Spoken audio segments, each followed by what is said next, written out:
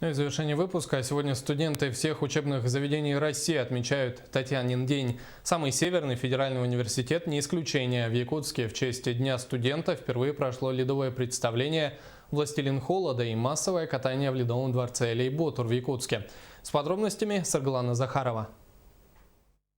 Рабочая неделя у студентов началась не с длинных пар в аудиториях, а настоящим праздником на льду. Впервые День студента отметили массовым катанием в Ледовом дворце. Ну и я решила тоже вспомнить молодость и впервые встала на коньки. Долго устоять на коньках новичку среди проносящихся мимо на огромной скорости студентов не получилось. Но заряд энергии и атмосферу праздника прочувствовали сполна. Все отлично, просто супер. Надо побольше таких мероприятий каждый год.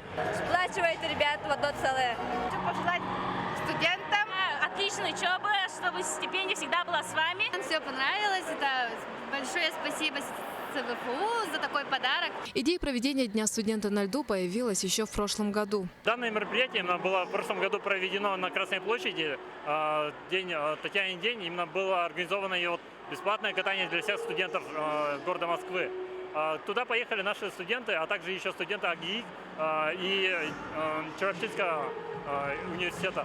И в этом году Минобр именно попросил сделать именно региональные мероприятия с такой тематикой. Праздничные мероприятия продолжились в культурном центре «Сергеляхские огни». По традиции на торжественном вечере отметили лучших студентов и стипендиатов. Все 6 лет я училась, стараясь быть лучшей, и участвовала во многих конференциях, олимпиадах, выезжала за пределы России, училась в Лондоне, прошла языковые курсы.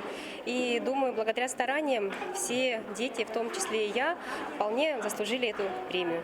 Не обошли вниманием и выпускников. Уже 5-й год подряд университет присуждает звание «Лучший выпускник», гордость университета. Есть очень хорошая поговорка: ученики приносят славу в школе. Так? И выпускники – это показатель, то, что достигли наши выпускники, это показатель того, как мы учим, как мы обучаем. День студента завершился музыкальным представлением. Не забыли поздравить и всех Татьян, ведь второе название этого праздника – Татьянин день. Этот праздник еще раз соединил в одно целое разные поколения и бывших, и нынешних студентов. Сарглана Захарова, Гаврил Дячков, НВК «Саха», Якутск.